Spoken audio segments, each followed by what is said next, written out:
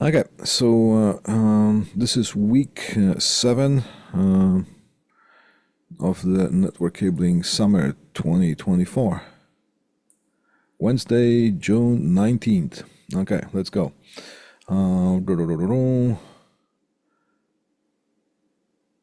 Okay, yeah, so just a reminder, we're still going through the Open Lab this week. Now, I have to enter the midterm grades by Friday 3 o'clock, and because of the way my schedule is, I'm probably going to enter them on either Friday morning or Thursday night. Otherwise, I'm just during that time in the morning on Friday until 3 o'clock, I'm just teaching. I'm working. So this is how it works this year. Just a reminder, please submit any of the outstanding work. So you're going to get some true representation on your midterm evaluation. Midterm evaluation is just like checking the temperature of the class. All right. You're going to either get S for satisfactory progress or U for unsatisfactory progress. And based on that, you might get some signals that you need maybe to either keep going as you are because you're doing great, or maybe sometimes it's going to give you some signal to pull your socks up a little bit. All right.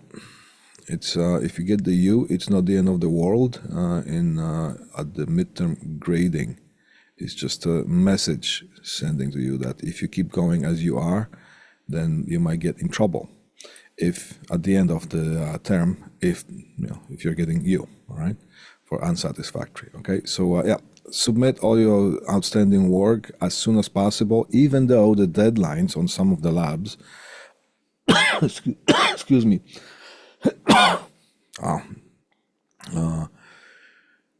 Even though the deadlines on your lab sheets are past this week's Friday, just submit your work as soon as possible. And there were some people that joined us during the Open Lab. Yeah, those for sure. Please submit them as soon as possible so I can give you a proper midterm grade evaluation. Okay, so that's as far as the speech. Preliminary speeches. Okay, see, I don't see any. If there are any lab submissions, I would see them here, but there's nothing. So please make something appear in this section here so I can have something to mark. All right, so last time we stopped at somewhere. Where are we here? There you go. We stopped somewhere here, and I didn't want to continue because I didn't want to rush through things. Now, that was the last slide that we had. And of course, we were studying 25 pair cable or 25 pair cable concept. All right. So just as a reminder, here is an example of a 100 pair cable. Let me just get a different pointer. Here's an example of a 100 pair cable, which is 4 25 pair cables in one jacket. All right. And they are separated by the colored ribbons that are spirally wrapped around each bundle. So bundle number 1 from pairs 1 to 25 would be wrapped around with the blue ribbon or some kind of a ribbon or some sort of a sheathing or whatnot that looks like a ribbon that has the color blue incorporated in it. Then the second bundle will be pairs 26 to 50, which would be the orange. See, blue, orange, green, brown, same color scheme as the designation colors, right? So that's how that works. And just as a reminder, if you ever work with one of these, when you strip it, keep track of those ribbons. Now, when we had just one single 25 pair cable, we would cut the ribbon off because we don't need that.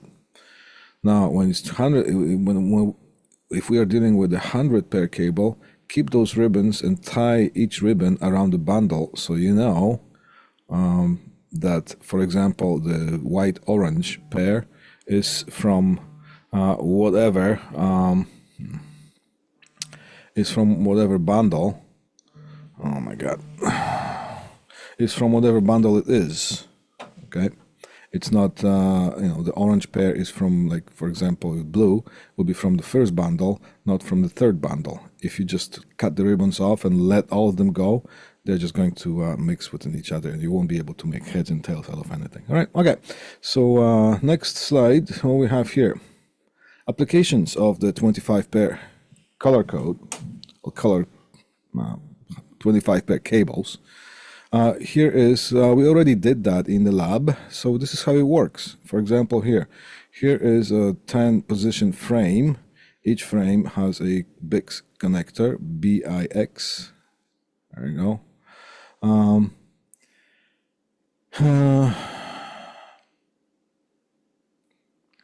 And each cable is terminated on a connector. So here's 25 pair cable, here's a 25 pair cable, and so on. Right. 1, 2, here's 10. 10 of those. And these are the cables going. So remember, we were terminating those at the front here. Then we were flipping it so the terminated cable is at the back of the connector, and from the front we can grab the pairs, and maybe here's another frame with a bunch of other connectors, and there's more cables here, or there could be field wiring as well, which is going, wires going to the desktop. And here is something that's called a cross-connect cable.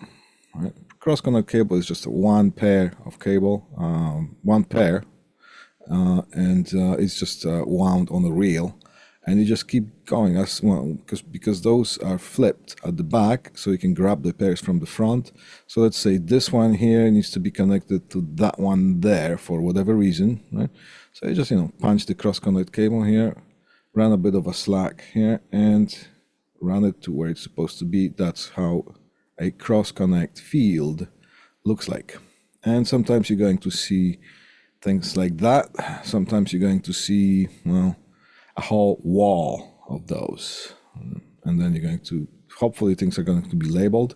And if they are not labeled, then you're going to have to search for some of the pairs by injecting a tone signal on the other side and so-called sniffing up the tone with a probe where the tone is. And I showed one of the classes how to do that, and maybe I should show the other classes as well, other sections as well. So I will do that, right? So that's as far as the basic applications of the 25 pair. Now here's another example. Here's a small telephone system, which is the next topic for today.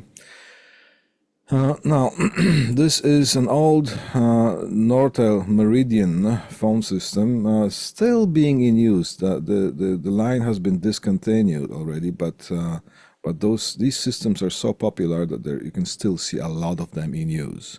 Even with the VoIP telephone system, they're converted into hybrid, and it's so easy to convert into a hybrid systems, which would be the head end, and all the infrastructure is just used as a conventional phone system, and the phone lines that are provided are in the form of SIP lines, and SIP stands for Session Initiation Protocol, and SIP lines are just virtual representation of phone lines. We will study that next time we see each other, which is probably Thursday, yeah.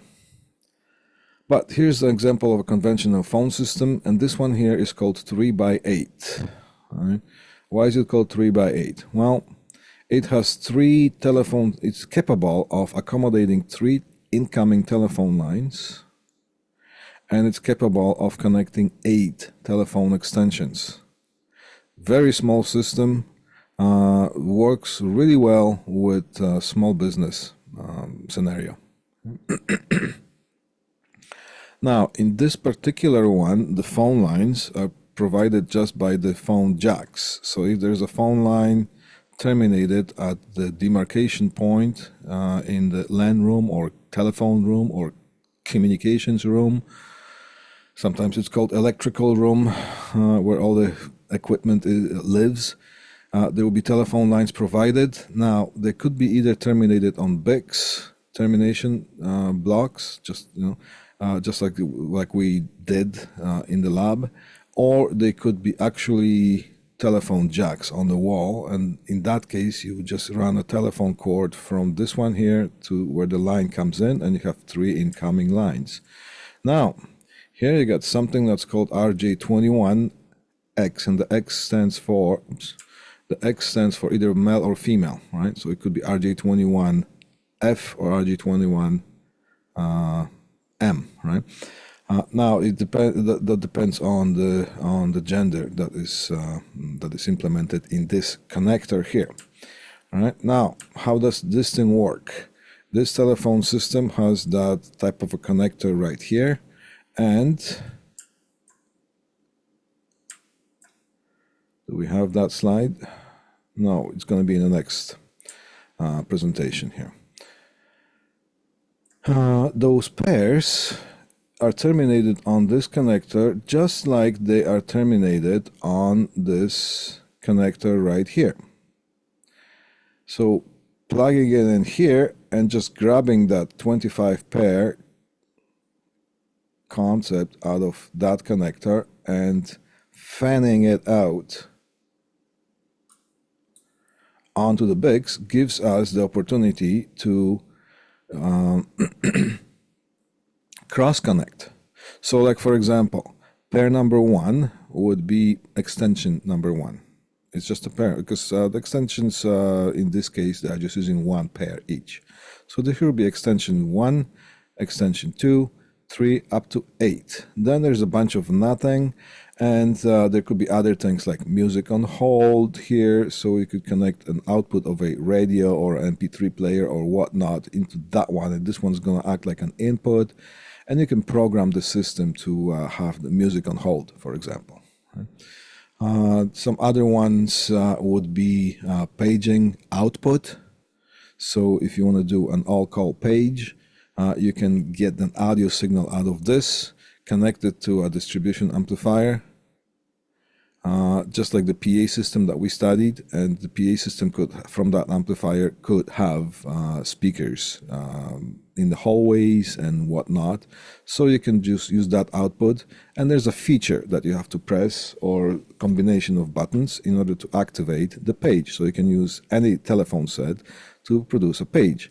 Sometimes this output goes straight into the amplifier if it's a small, simple system. Sometimes it goes to something that's called a paging interface. If you need more options, if you have different zones that you want to page, like for example, offices, production hall, shipping and receiving, and so on. In larger corporations, in larger buildings, there are certain pages, like for example, just a page for that applies to the shipping and receiving department. You just want that thing to go to be heard only in the shipping and receiving department, and there could be a page going. Page is just a voice announcement. There could be a page going on every 30 seconds for some time. So you don't want the whole plant, all the offices, you don't want to hear all that stuff because it just doesn't apply to them, right? So sometimes something that's called a paging interface is implemented in order to solve zoning things. But we will study that soon enough, actually in a few minutes. All right, so that's another implementation example of now this is a Meridian system. It could be different. Could be Toshiba, could be Panasonic, could be other telephone systems. The programming of those telephone systems might be proprietary according to whatever the system is, right? So some of them use laptops, some of them use telephone sets to program. But the basic idea is the same. You have telephone extensions, you have incoming lines, and you have features like page feature or music on hold feature, and other common features like we want to transfer a call or get a conference call and things like that, right? Now, here's the otherwise also called amphenol connector. That's what that thing looks like. Okay, this thing here. All right. Here is an example of a male and female version. All right. And here's something that's called a butterfly tool. I'm going to ask you to click on that once you download this. Actually, it is already there. So click on that and look how this connector here is terminated. Basically, you put that connector right in here in this insert, and you distribute the wires. Solid on one side, stripes on the other side, and here's the color code. And once those are inserted, then you just close the handles upwards, right? And those jaws come together and insert the cable or the conductors into the connectors associated with the other side of this connector right here. So just take a look at that. This used to be expensive tool. It used to be, $600 or $800 that you have to spend on that. Now you can probably pick it up on eBay for 25 bucks. All right. Now, so that was the end of that last presentation, and we're going to go on to something that's I call, well, we're going to, for the next 2 sessions, we're going to take care of something that's called telephone systems.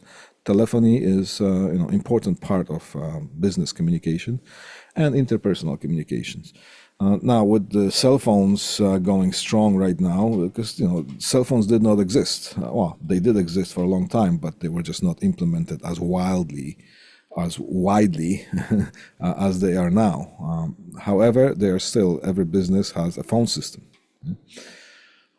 And people have phones in their offices, aside from having their cell phones. But the cell phones are private people's phones, and sometimes if you get a company phone, that you can also use for a business. But if you're working in a business scenario, you're going to have a phone on your desk, or you're going to have to deal with that installing those on people's desks. All right. Here's an example of what I call telephone systems conventional. I think that's how you do this to bring a full screen. There you go. Now, here's an example of that. I'm just using the example of the North Star Meridian, but there could be any of those, right? But these are some of the more popular ones, and they're still going strong. You can still buy refurbished phone systems like that, and telephone sets and consoles, right, like this one here. And for some reason, I still was able to, not too long ago, I was able to buy a brand new, which is kind of impossible, but it is possible. Who knows? Those systems were so popular and so good that... well, maybe somebody's producing some sort of like aftermarket offshore versions of that, because the Northern Telecom doesn't, as far as I know, they're out of business for some time now. All right, so here's an example of the 3x8, which can accommodate 3 incoming lines and 8 extensions. Here's a little bit bigger version that's called 616, and by the same analogy, you can pretty much guess that it is able to accommodate 6 incoming lines and 16 extensions. So that's why it's called 616. And then we have modular version of it, so that whatever number of lines you need and whatever number of telephone extensions you need, you just keep adding modules and keep adding, and you terminate all those cards that you add onto those BICS 25 pair terminals. And of course, there are telephone sets. These are called something's called proprietary telephone sets. These phone sets work only with this system. So here's a Meridian telephone set. It only works with the Meridian telephone box or telephone system, KSU or Key Service Unit, or PBX or Private Branch Exchange. Generally, KSU, Key Service Unit, is generally mostly used for smaller systems like 3x8, 616, or even some small modular system. You would use the terminology called KSU, which stands for Key Service Unit.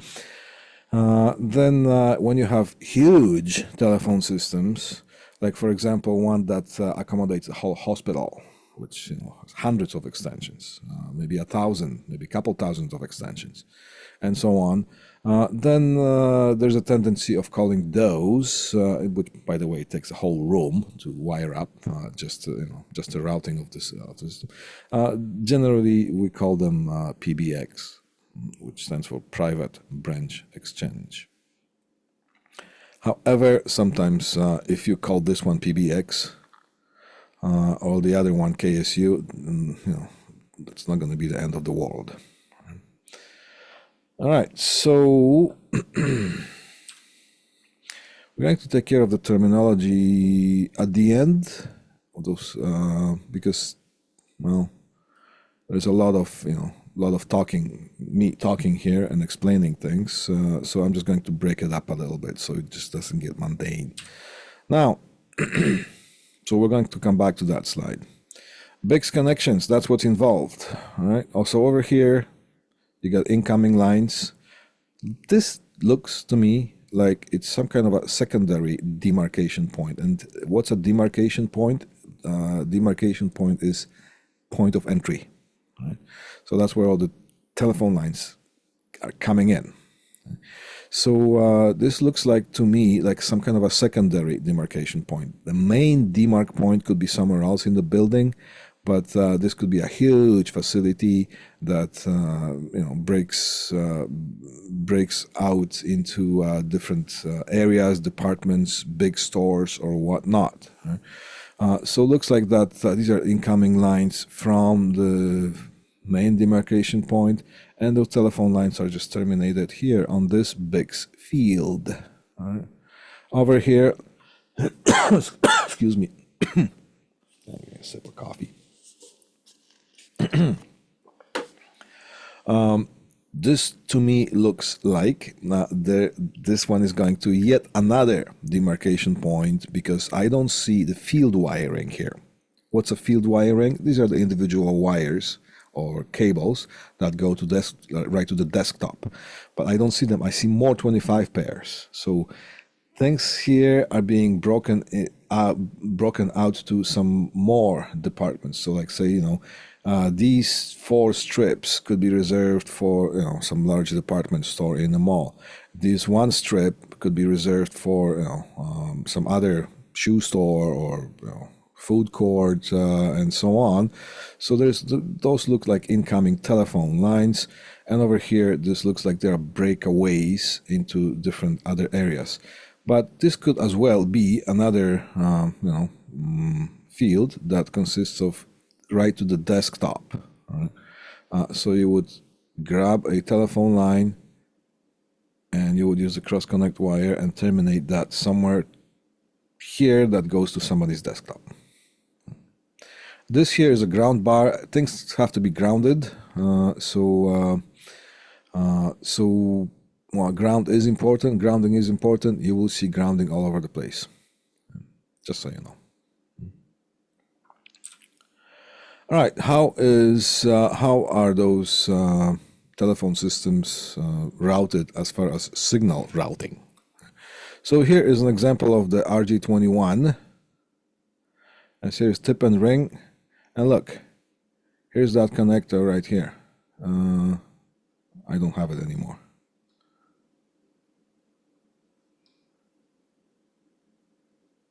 Like those here. Oops. Jumping on me. See, here are those RG21 or otherwise Amphenol connectors. And one of those could be connected to one of that here, one of the outputs. And you're going to get some manual or wiring diagram or otherwise installation notes in the form of book or sometimes online or electronic form, whatever it is. So this one is solved like this. Here's pair 1, blue, white, you see? Blue and white. Here's the orange pair, here's a green pair, and so on. And those corresponds to the pairs right here. Okay. Yeah, that's what it looks like here. Did I have...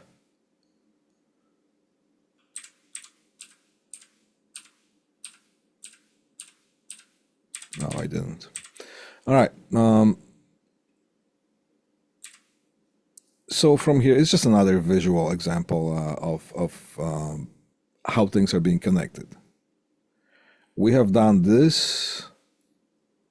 So I think everybody has done this lab. If there's any other people who hasn't done it, then just come and see me as soon as possible, so you can you don't miss that lab. This is how this connector looks like from from up close. Now you can buy pigtails like that, so they're already pre-terminated, and you can request male or female. And over there you're going to have 10 feet, 6 feet, 25 feet, whichever you request. Or you can get yourself the butterfly tool. Here's another video on how to use the butterfly tool, and you can terminate a raw cable right onto the connector by yourself. All right. And that's basically how things look like here. Tip and ring and other connections. Early telephone exchange. This is what things look like. We already saw that picture. Central office. This what central office would look like in sometime in 1930s. Okay. There were people involved in all the connections. There was no dial tone. Right now, if you get a landline, you pick up the phone, you hear a dial tone, and then based on that, you dial the number. There was no dial tone in the beginning. You just pick up the phone, and when you picked up the phone, a light would light up somewhere on the switchboard, letting the operator know that somebody picked up the phone, and she would patch with the 1/4-inch jack, just like the guitar jack. She would just go punch into that, plug into that, and I don't see, yeah, here is the microphone that she's got. And she's got headphones. And she would say the famous old, that we don't really know that anymore, she would say number please. Instead of a dial tone like you would hear you would hear something, number please, and it would say number that you want to be connected to, and she would connect you to the number. Tip, ring, and sleeve. We already had gone through that. Now here's a 1/4-inch jack as a reminder. Here's a tip, here's a ring, and here's okay, so here's a tip separated by a dielectric insulator, ring, and sleeve, all those separated by insulators or dielectric material. Also, you can just have tip and ring. So there are two. In audio, those are being used as stereo, to transfer stereo signal, or a balanced signal.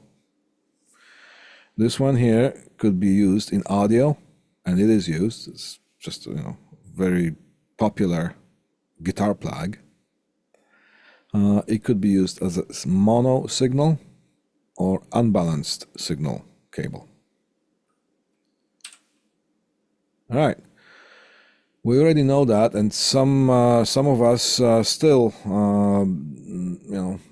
answer the question wrong. Look, here's a tip, here's ring. Here's a tip, here is ring. Tip is always the positive, this is always more negative towards the tip. More positive, well, more negative, or not as positive, okay? Sometimes this is actually connected to ground in audio. not in telephony. In telephony, tip is still positive with reference to the ring. See, this one shows plus, this one shows minus. However, the tip is physically brought down to ground. It's at the ground level. So the ring is more negative than ground. And just as a reminder, the reason for that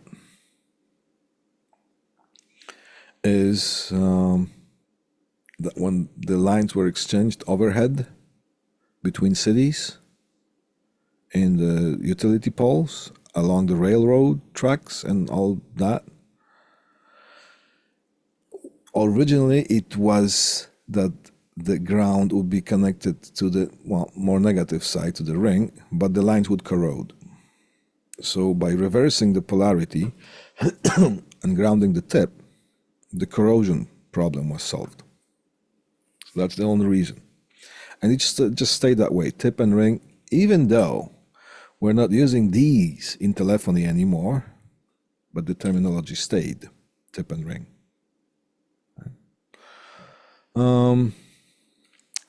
While designing a system which involves interfacing, okay, well, we'll get to that. Now, peripherals, basic peripherals. Here's an ATA, loud ringer, and paging interface. There are more interfaces, but these are the most basic ones that you can encounter while dealing with telephony. What is ATA? ATA stands for Analog Telephone Adapter. And this one is by Cisco. Now, if you were using the Nortel or Panasonic or Toshiba or whatnot, the ATA would be made by that company that accommodates this particular system.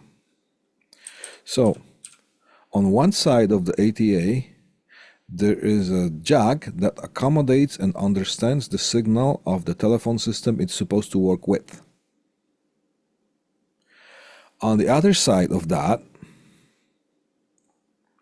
it's just a POTS port, plain old telephone service, single line, just like the landline that you're receiving from the central office. All right, so now CO lines are becoming, they're going towards being obsolete, but they're not obsolete yet. I wonder if they will ever be obsolete, because some of them are considered the, still the most reliable connection, and in some cases speed is not its forte. Speed is not the strongest thing of a telephone line. However, it's reliable. So sometimes reliability takes over the speed.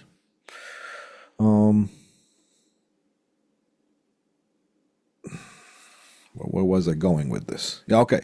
So the telephone lines from outside going to the regular telephone sets are becoming less and less popular because of the cell phones that people use. However, a lot of peripherals use the POTS signal to work.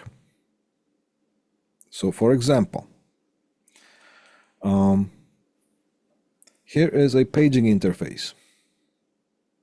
That's what it looks like. Do I have another picture? No, I don't.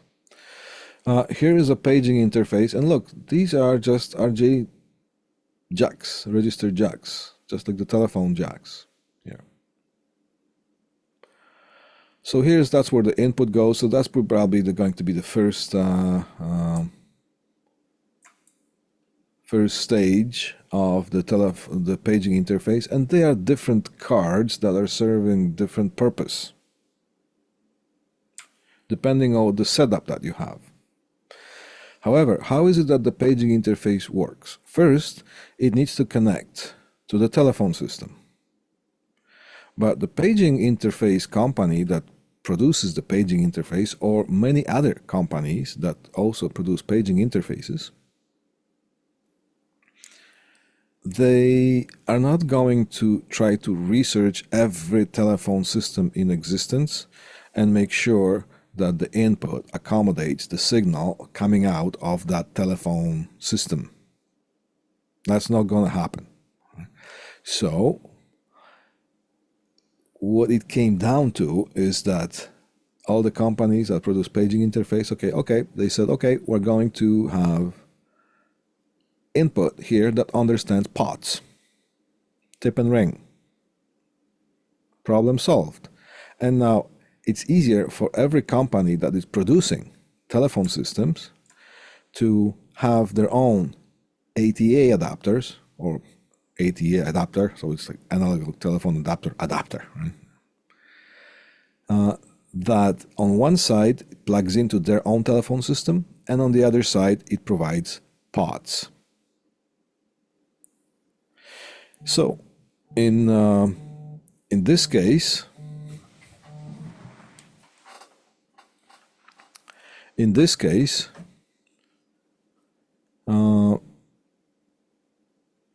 you can have a signal that can be connected to any peripheral that is made by anybody and their brother.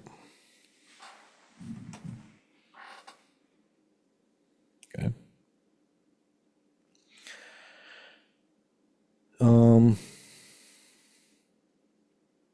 Now, I'm pretty sure you're familiar with the concept that people have something that's called telephone over internet. So you get the modem, which is also a router, which is also a switch. You get the so-called internet box. And then if you want to use the telephone over internet, you get something that's called a telephone box. And that's what it looks like here. On this one here, this input, or this input, or this jack, or this port, you plug in to the modem. And over here, you just plug in the regular telephone set. And they call them telephone box. But if you look, if anybody has that, this one says ATA. So that telephone box is actually ATA. So that's the simplest form of ATA. Now, what happens with the paging interface?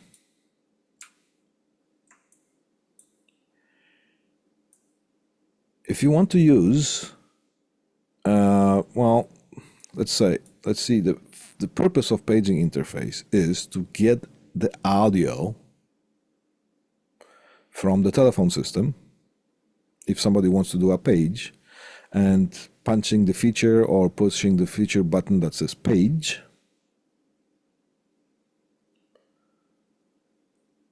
and that activates the audio output. So you can connect it straight to the amplifier and do a page. But what if you want to have different zones? Well, then the ATA adapter comes in place. You plug in the ATA adapter into one of the extensions. So the audio output from the telephone system is not being used for that. This one here acts as a telephone. It has the circuitry of a telephone set, except it doesn't have a handset and so on, and things to dial. But it has a POTS port. It will have an extension number. You can dial the ATA adapter just like if you were dialing an extension telephone. You dial that, and it can be programmed in different ways, but by default, it's programmed that if you dial this extension, then it's going to produce a ring signal on its output right here. That is connected into the paging interface, and the paging interface is going to sense the ring signal, which we showed, this 90 volts peak to peak, riding on 48 volts DC, or negative 48 volts DC. It is going to sense that signal, and it can be programmed to pick up automatically. Once it picks up, it can be programmed to perform different functions. It could be programmed to just produce a confirmation tone, which is just a simple, like a beep kind of a thing. And that means that after the beep kind of a thing, you can do the talking kind of a thing, right? That's a simple solution for that. If you have this programmed into zones, so if you just want to page the shipping and receiving department, and let's say the shipping and receiving department is programmed as zone 3 here. You dial the extension of the ATA adapter, this one rings, this one receives the ring, gives you confirmation beep, and now it's time for you to push the zone number and then talk.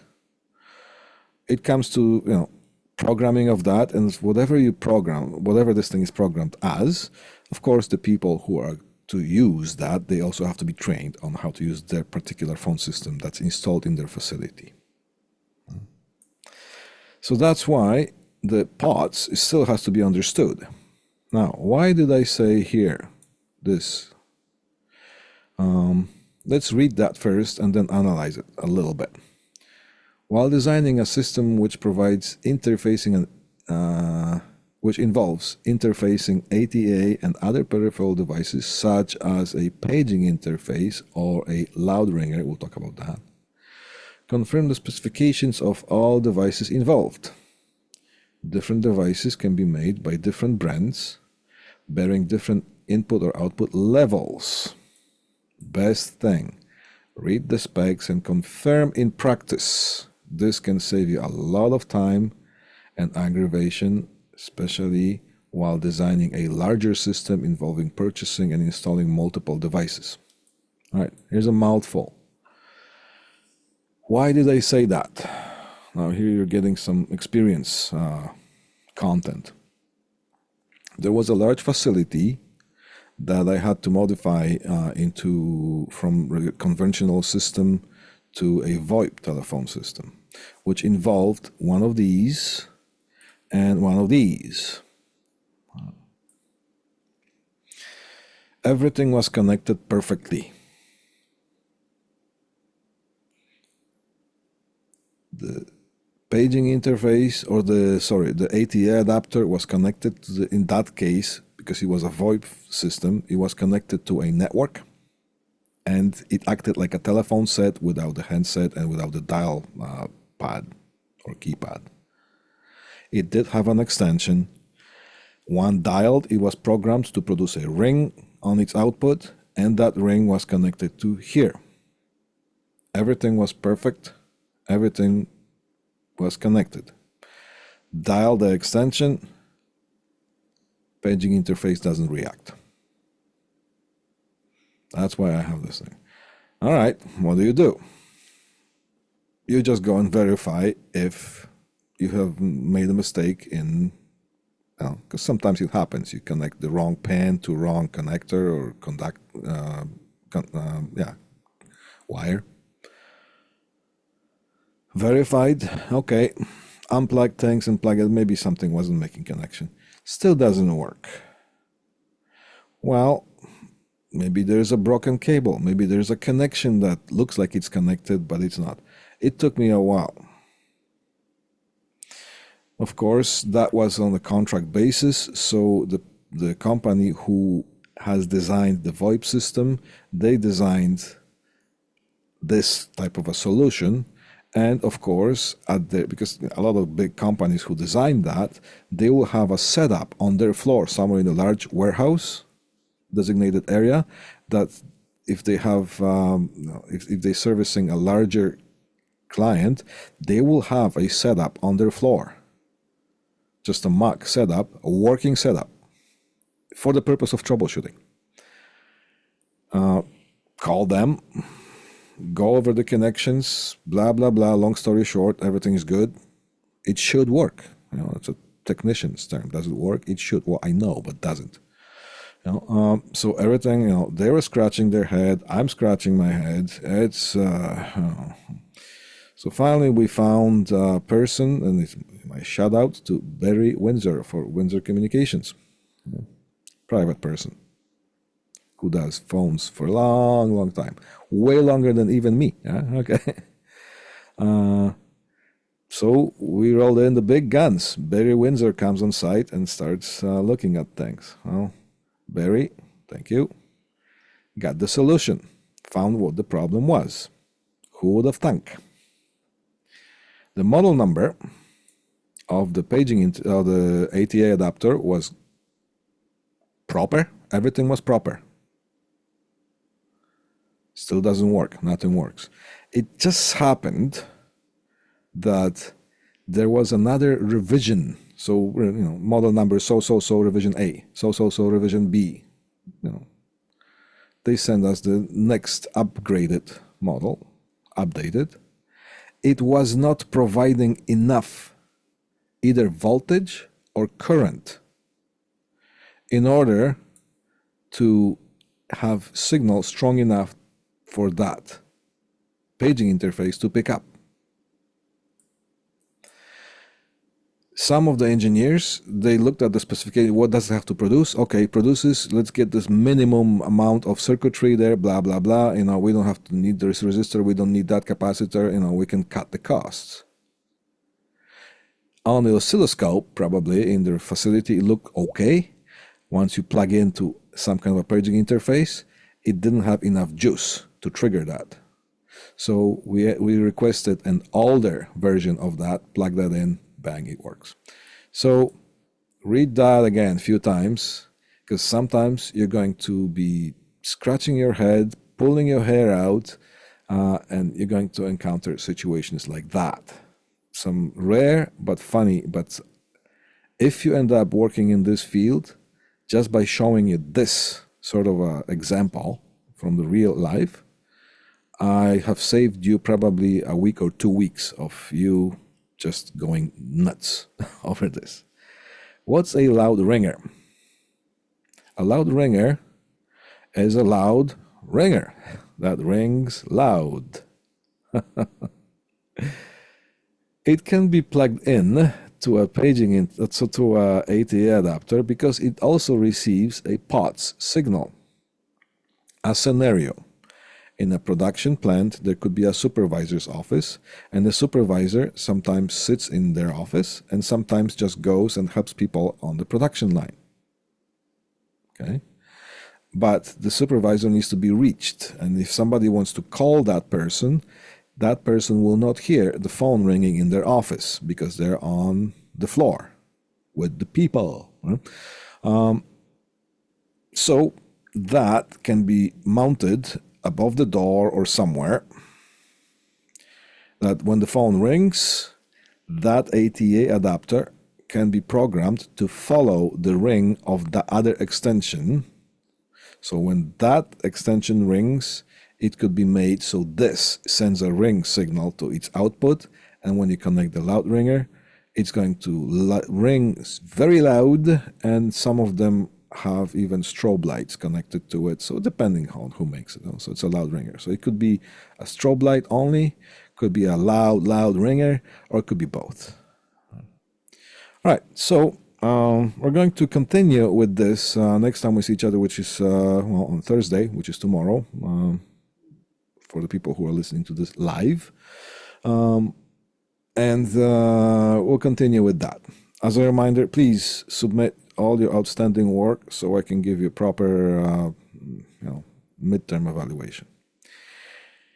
Okay, thank you so much, and I will see you tomorrow.